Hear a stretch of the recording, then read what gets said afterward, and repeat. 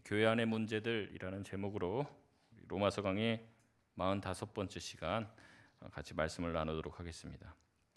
2015년 숭실대학교 이 한경직 기념관에서 기독대학인 연합학술대회가 열렸습니다. 주제는 목사는 에쿠스를 타도 되는가 였습니다.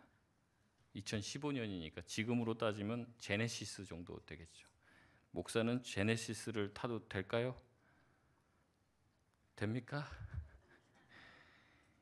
2018년도 미국에서도 비슷한 논란이 있었습니다. 미국 목사님 한 분이 사진을 찍어서 이제 올렸는데 이게 사진이 찍혔는데 이게 논란이 됐어요.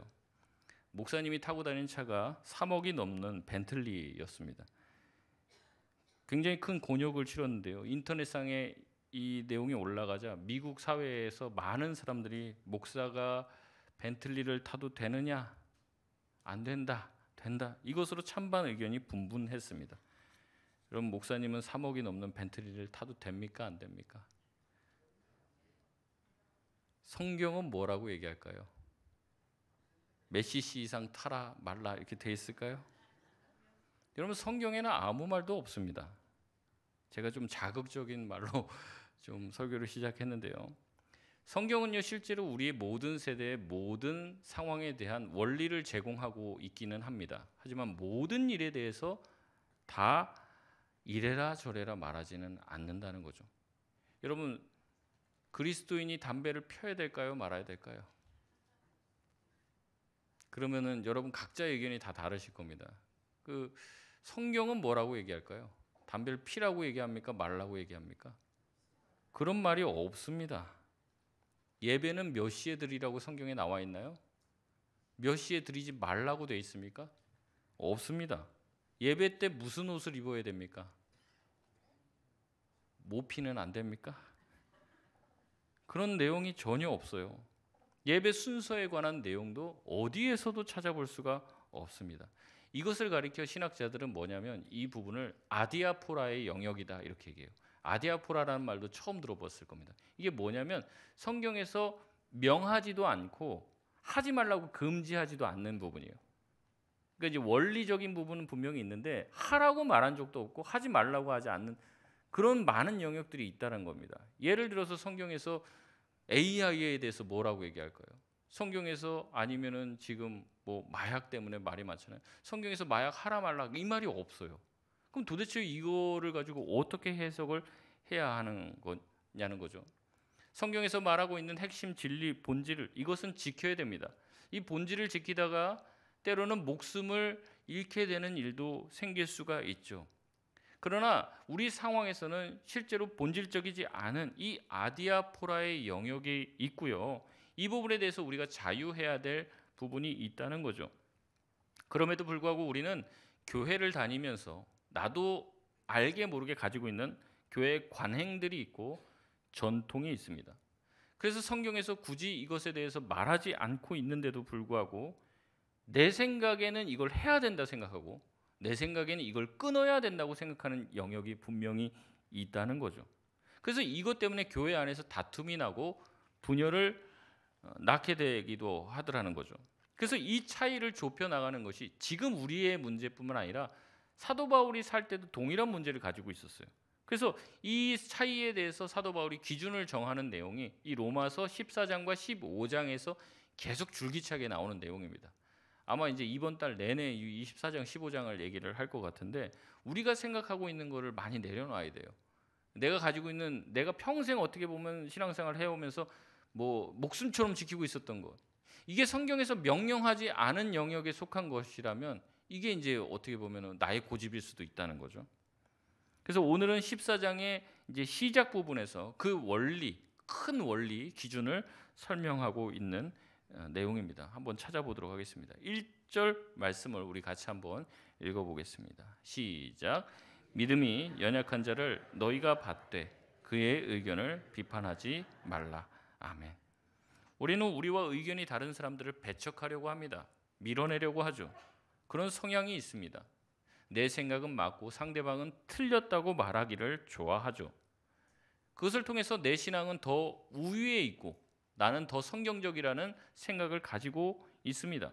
그러나 오늘 바울은 직설적으로 우리에게 말하는데 뭐 돌려 얘기하지 않습니다. 믿음이 연약한 사람들, 너보다 믿음이 연약한 사람들이 하는 말을 어떻게 하라는 거예요?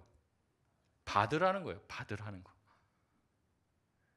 여러분보다 믿음이 연약한 사람들이 하라는 무슨 의견을요, 받으라는 거예요. 받으라는 거. 이게 먼저입니다. 받고 어떻게 하지 말라고요? 그 의견을 비판하지 말라고 그래요. 교회 나온 지 얼마 안 되는 사람이 하는 얘기를요, 받으라는 거예요. 가르치려고 하지 말고 판단하고 비판하지 말고, 교회는 이래야 돼 이렇게 가르치려고 하지 말고, 그 사람이 무슨 얘기를 하면요, 먼저는 받으라는 거예요. 그리고 두 번째로는 비판하지 말라고 얘기합니다. 그러면서 처음부터 얘기하는 게 먹는 얘기를 합니다. 먹는 거 중요하죠. 어떤 걸 먹냐에 따라서 수련회 간이 많이 합니다. 애들은. 어떤 사람은 모든 것을 먹을 만한 믿음이 있다고 2절에 말합니다. 어떤 사람은 고기를 먹어서는 안 된다라고 그런 신념을 가지고 있고 채소만을 먹어요. 이에 대해서 3절에 먹는 자는 먹지 않는 자를 업신여기지 말고 먹지 않는 자는 먹는 자를 비판하지 말라고 사도 바울은 얘기합니다. 그러니까 서로가 다 조심해야 된다는 거예요. 서로가. 이거를 지켜야 된다는 사람들도 지키지 않는 사람에 대해서 비난하지 말고, 지키지 않는 사람도 지키려고 하는 사람에 대해서 막 거기에 대해서 뭐 말하지 말라는 거죠. 사도행전 15장에는 이런 문제에 대한 배경이 등장을 합니다. 사도행전 15장은요, 이 안디옥 교회에 어떤 사람들이 유대로부터 와서 믿음으로만 구원받는다고 이제 들어왔던 사람들에게 할례와 율법을 지켜야만 구원받을 수 있다고 가르치기 시작하면서 문제가 생겨요.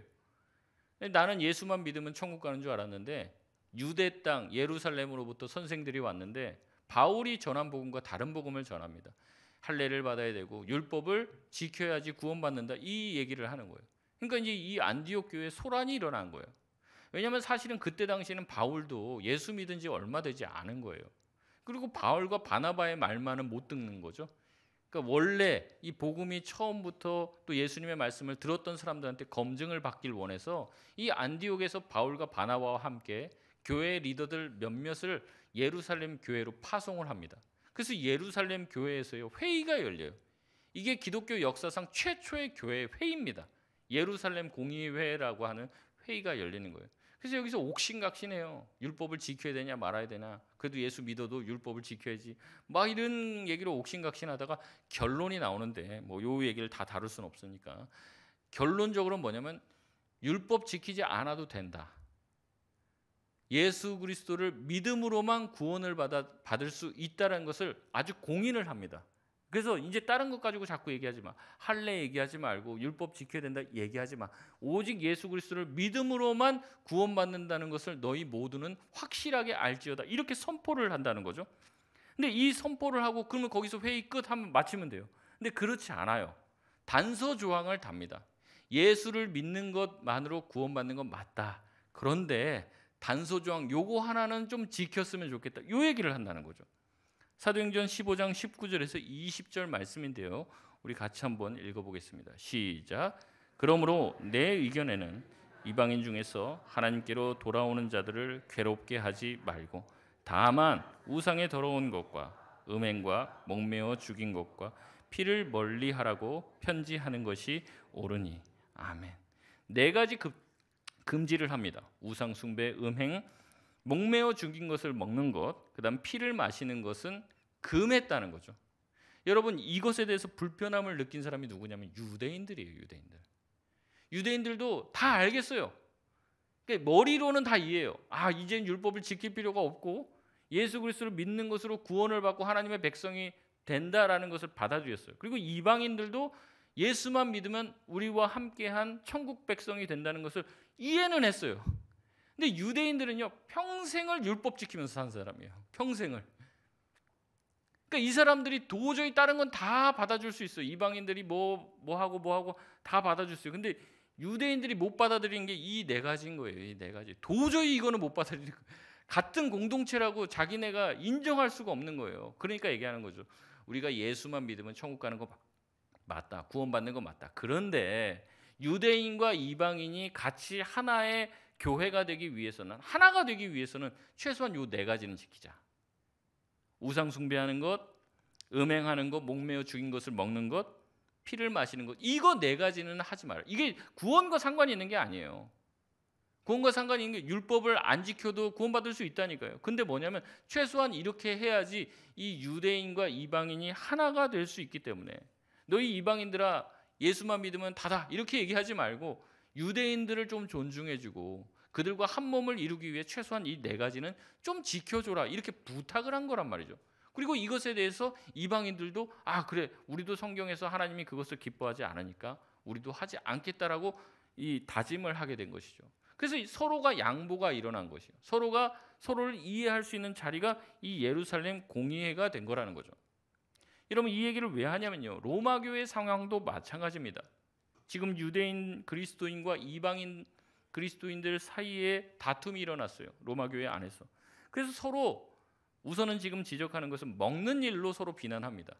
이제 먹는 것에 대해서 이제 그 당시에 아마 고기들은 대부분 이제 이방 신전에서 이제 제사를 드리고 나온 거예요. 근데 이제 믿음이 강한 이방인 그리스도인들은 아 이게 무슨 상관이냐? 내가 우상 숭배한 것도 아니고 그리고 그리스도 안에 있으면 다 모든 것이 거룩해지지. 그러면서 막 먹는 거예요. 근데 그 모습을 보면서 누가 시험 들어요? 유대인들이 시험 드는 거예요. 유대인 그리스도인이 아무리 그래도 어떻게 그걸 먹을 수 있냐? 이게 시험이 드는 거예요. 그러니까 비난하죠.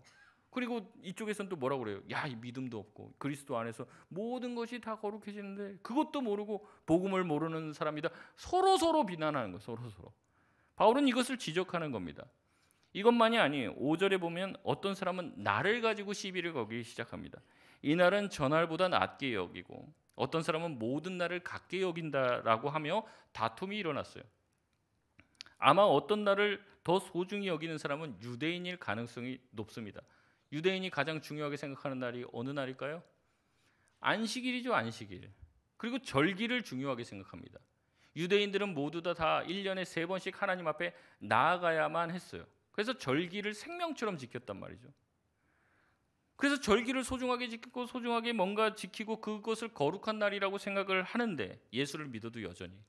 근데 이방인들은 그러는 거예요. 야, 그리스도 안에서 모든 날이 다 주의 날이지. 무슨 너네들처럼 절기를 지키고 그러냐. 그럴 필요 없어. 구약에 있는 내용 안 지켜도 돼. 이러면서 다툼이 난 거예요. 우리식으로 말하면 이겁니다. 여러분 주일날 뭐 사 먹어도 됩니까? 안 됩니까? 영화관 가도 돼요? 안 돼요? 노래방은 어떻습니까? 어디 여행 가도 됩니까? 안 됩니까? 어떤 분은 얘기하는 게 있죠. 주일은 신성한 날이다. 여행도 가면 안 되고 놀러 가면 안 되고 뭐 사 먹어도 안 되고. 저 어렸을 때는 TV 보면 난리 났습니다. TV.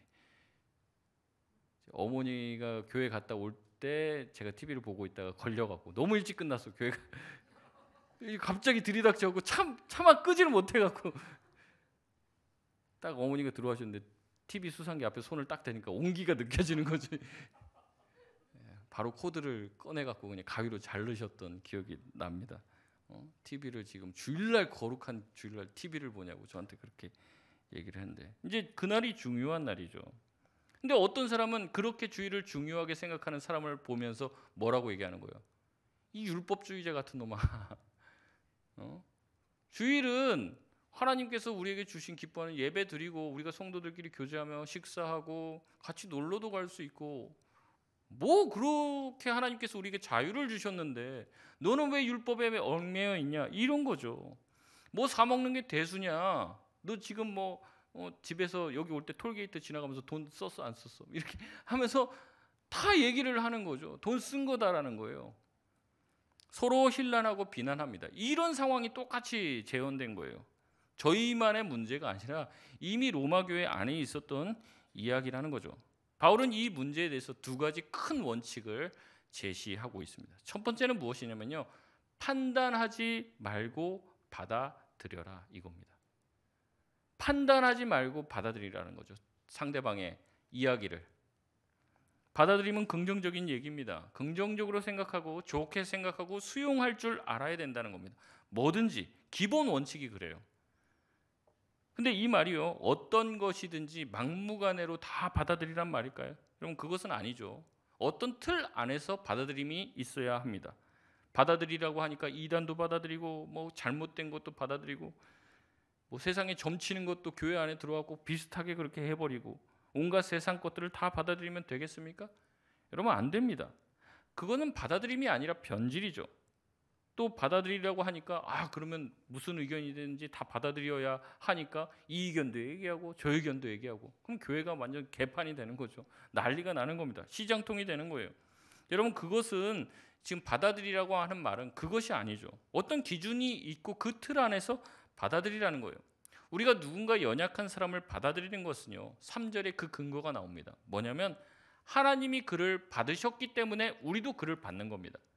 그러니까 그와 같은 믿음을 가지고 있어야 되고 같은 목적을 가지고 이야기하는 거에 대해서 우리는 우선은 받아들여야 된다는 거예요. 긍정적으로 생각해야 한다는 거죠. 이게 바로 어떤 의견이 다를 때의 대원칙입니다. 우선은 같은 믿음 안에 있다면 같은 곳을 바라보고 있다면 상대방의 의견을 비난하지 말아야 된다는 거예요. 여러분 피아노는 왼쪽에 있어야 됩니까? 오른쪽에 있어야 됩니까? 의견이 다를 수 있습니다. 그것에 대해서 우선은 반박하려고 하지 말고 상대방의 이야기를 받아들이라는 거예요. 모든 일에 대해서 모든 의견에 대해서 옳고 그름을 판단할 수 있는 분은 오직 하나님밖에 없다고 성경은 이야기합니다.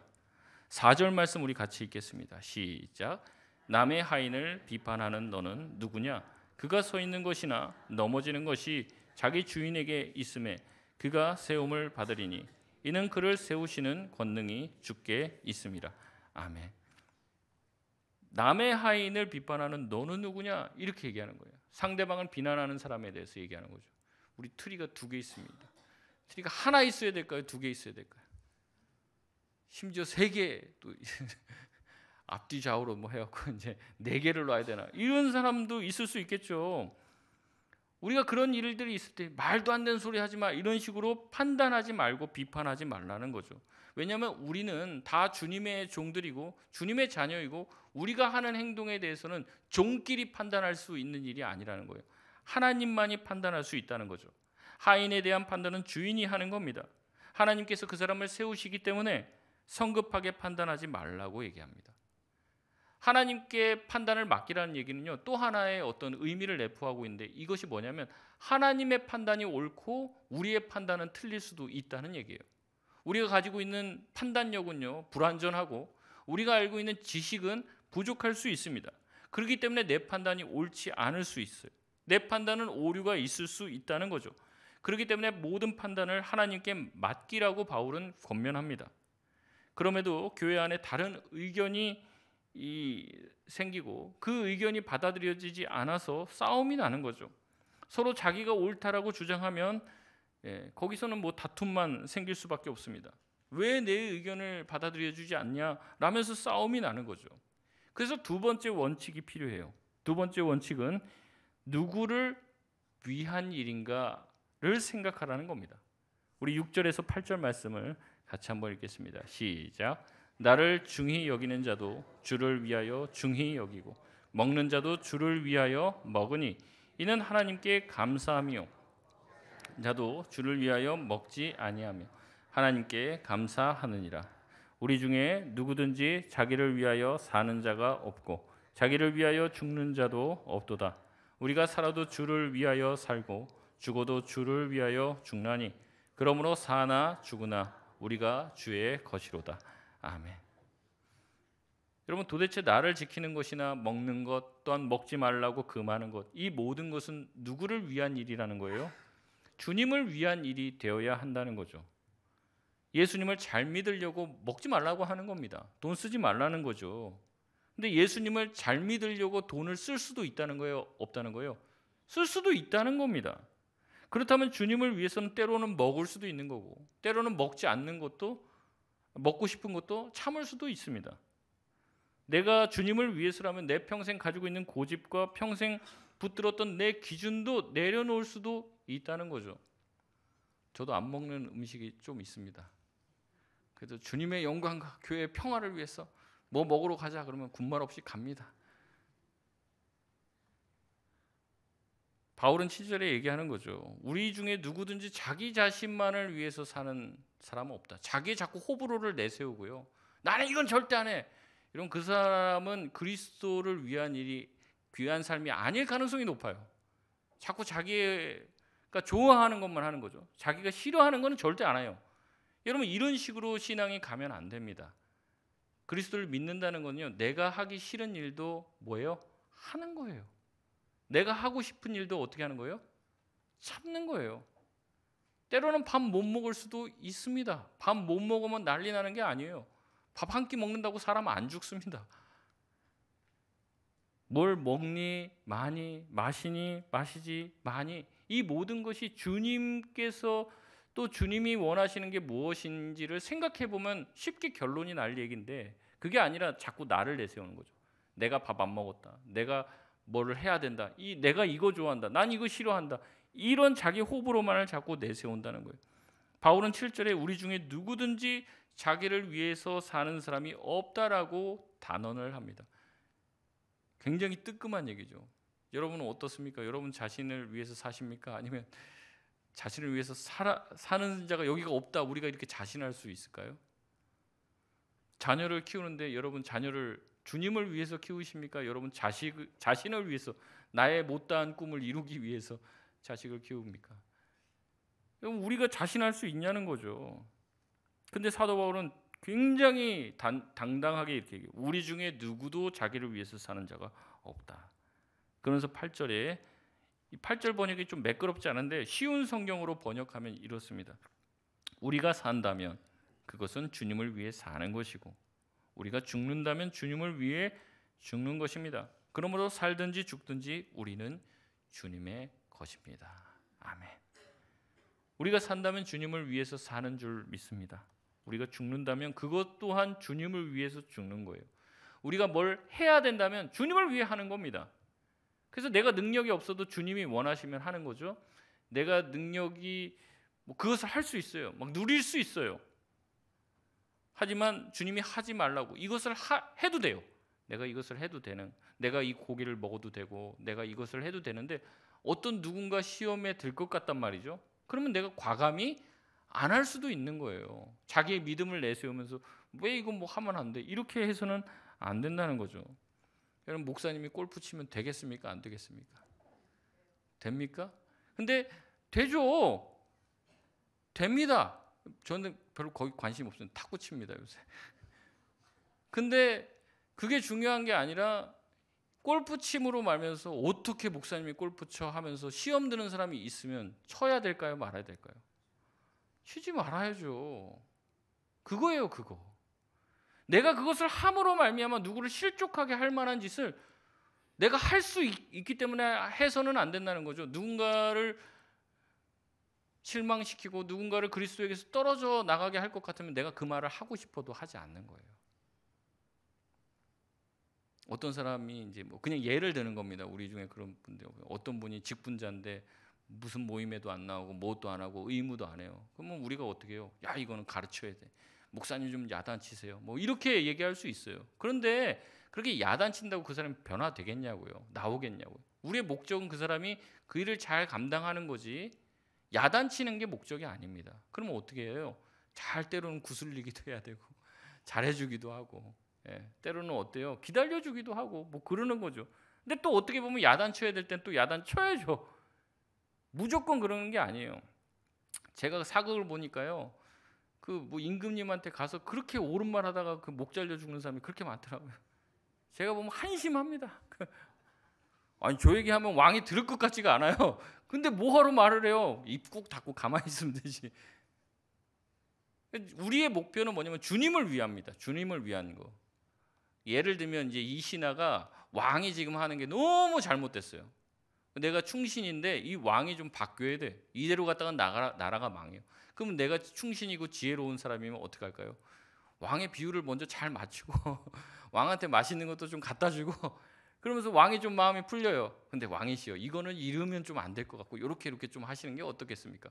그러면 이제 그 전에는 이제 좀 마음이 다쳐서 그게 안 됐는데 이제 왕과 친해지고 왕한테 잘해주고 이렇게 하니까 그 충신의 말을 조금씩 듣는 거죠. 그래서 나중에 이제 왕이 변하게 되는 게 이 충신이 존재하는 목적인데, 제가 보면은 그 조선시대 선비들은 좀 머리가 좀 나쁜 것 같아요.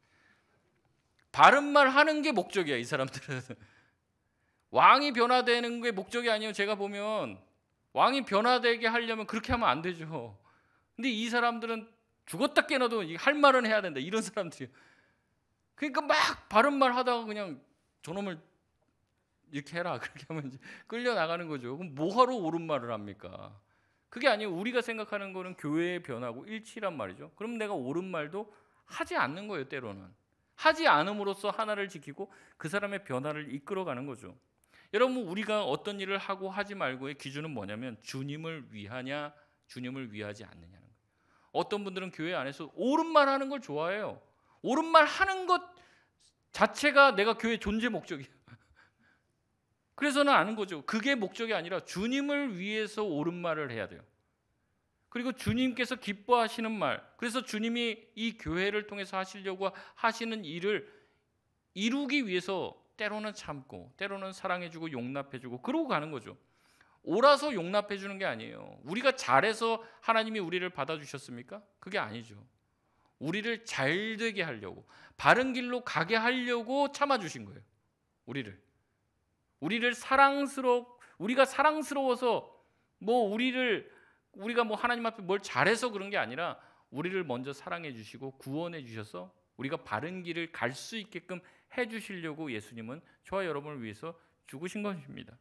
그래서 사도 바울은요, 이 고백을 9절 10절에서 그리스도의 십자가와 연결을 짓는데 참 감동이 돼요.